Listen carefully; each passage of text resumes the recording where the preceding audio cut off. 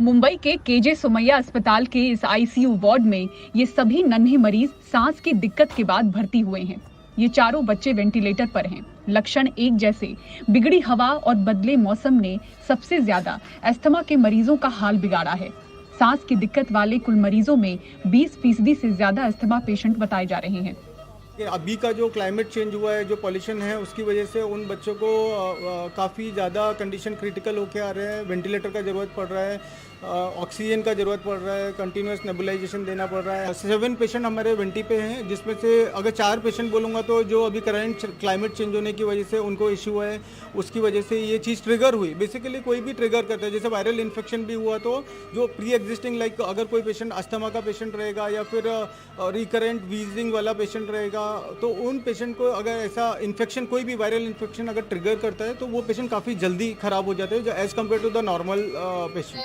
Asthma के मरीज 2 साल के अरहान की हालत बढ़े प्रदूषण ने इतनी बिगाड़ दी कि केजे सुमैया अस्पताल में वेंटिलेटर पर भर्ती होना पड़ा। 9 दिन के बाद डिस्चार्ज हुए हैं। 2 महीने में 2 बार अस्पताल में चक्कर लगा चुके हैं।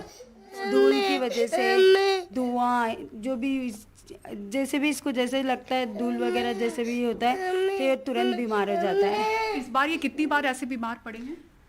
मतलब ये ऐसे कि हर 2 मंथ में इसको एडमिट, कभी ज़्यादा हो जाता तो फिर आईसीयू भी लग जाता है, वेंटिलेटर पे भी डालना पड़ जाता है। ऐसा हो जाता है। कितनी बार आप इनको हॉस्पिटल लाई हैं? अभी ये 2 मंथ में तो 2 बार हो गया है। हालात कुछ ऐसे हैं कि जेजे जैसे बड़े सरकारी अस्पताल में भी अलग से सांस की दिक्कत वाले मरीजों के लिए ओपीडी और 20 बेड वाला आईसीयू वार्ड शुरू हुआ है, क्योंकि अस्पताल में रोजाना 50 से 60 ऐसे मरीज बढ़ रहे हैं। 17 नंबर वार्ड के अंदर आप ये देखें, आईसीयू फैसिलिटी 20 बेड का ये वार्ड तैयार किया गया है। वेंटिलेटर की सुविधाएं भी अंदर हैं। जो रूटीनली पेशेंट्स आ रहे हैं उसके 50 या 100 पेशेंट्स पर डे थोड़ा बढ़ रहे हैं, बट एट प्रेजेंट उनको कोई एडमिशन की ज़रूरत नहीं है। लेकिन अगर कुछ आने वाले भविष्य में पेशेंट सर्ज होता है तो इसीलिए हमने ये प्रिपरेटरी बेसिस पे ये वार्ड हमने एक बना के रखा है, जिसमें अभी 20 बेड अवेलेबल है और बाकी जो कुछ सुविधा लगेगी वो अवेलेबल है। डीन कहती हैं कि शारीरिक रूप से कमजोर वर्ग के लिए मास्क जरूरी दिख रहा है। Definitely a mask will help.